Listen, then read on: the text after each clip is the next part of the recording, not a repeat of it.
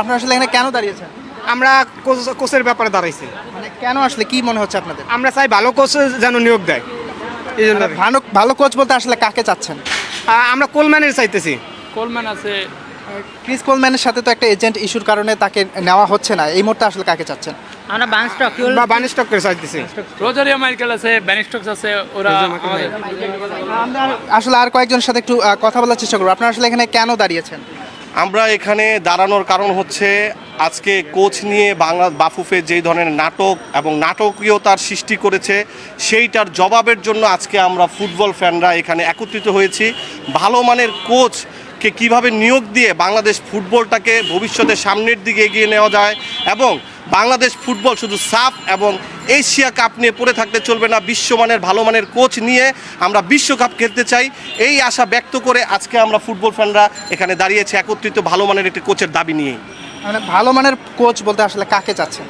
আসলে আপনি যদি দেখেন ভালো মানের কোচ বলতে আমাদের প্রথম পছন্দ কোলম্যান, যেহেতু কোলম্যানের একটা এজেন্ট ইস্যু দাঁড়িয়েছে সেই ক্ষেত্রে আমাদের বাংলাদেশ ক্রীড়া মন্ত্রণালয় থেকে যেই ধরনের এক সহযোগিতা করার দরকার, আমাদের প্রতিমন্ত্রী আমিনুল ইসলাম সেই ধরনের সহযোগিতা সে অনেকটাই এগিয়ে এসেছে বাংলাদেশ কোলম্যানের ব্যাপারে।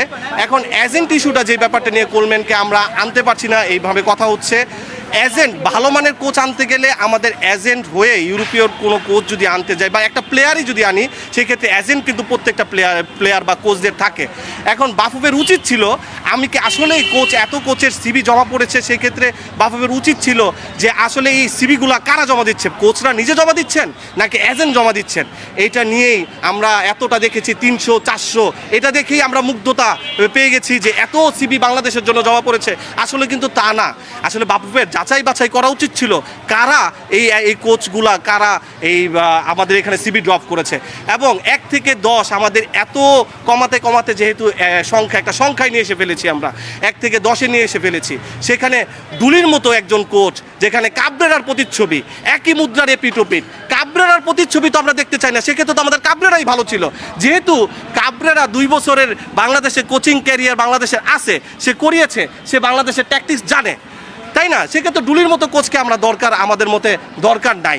সেক্ষেত্রে ভালো অপশন আরও আমাদের সামনে আছে, ভালো মানের কোচ আমরা আরও আছে 300 সিবি, আবার যাচাই বাছাই করে 300 সিবি থেকে ভালো মানের কোচটা আমরা এখানেই রেকটিফাই করে ভালো মানের কোচটাই আমাদের বাংলাদেশ ফুটবল ফ্যান বাংলাদেশকে উচ্চ মর্যাদায় নিয়ে যেতে যেটা করার দরকার। আমি আমাদের বাফুফের সভাপতি তাবিদ আওয়াল, উনি একজন সম্ভ্রান্ত পরিবারের সন্তান, সে একজন ভালো মানুষ, তার কাছে আমাদের ফুটবল ফ্যান সবার কাছে আমাদের অনুরোধ, বিশেষ করে তাবিদ আওয়ালের কাছে, ক্রীড়া প্রতিমন্ত্রী আমিনুল ইসলাম সাহেব একজন ফুটবল প্লেয়ার ছিলেন, তাদের কাছে অনুরোধ ভালো মানের একটা কোচ দিয়ে বাংলাদেশটাকে মর্যাদাপূর্ণ একটি জায়গায় নিয়ে যাওয়ার জন্য আমাদের সবার তাদের প্রতি আকুল আবেদন। থমাস ডুলিকে যদি আসলে কোচ হিসেবে ঘোষণা করা হয় তাহলে আপনারা আসলে কি করবেন? আজকে থমাস ডুলিকে কোচ নিয়ে আনার ব্যাপারে আজকে আমরা এখানে দাঁড়িয়েছি ভালো মানের একটা কোচের জন্য, তাই না? এখন যদি থমাস ডুলিকে নিয়ে আসা হয় সেক্ষেত্রে আজকে তো শান্তিপূর্ণ হচ্ছে, সেই শান্তিপূর্ণটা হয়তো বা আমরা শান্তিপূর্ণ রাখতে পারবো না, তাই না?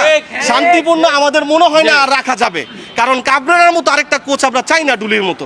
আমরা যা করার দরকার বাংলাদেশ ফুটবল ফেডারেশনের স্বার্থে যা করার দরকার আমরা সাধারণ জনগণ এবং ফুটবল ফ্যানরা তাই করব। এই ফুটবলের স্বার্থে যা করার দরকার আমরা তাই করব।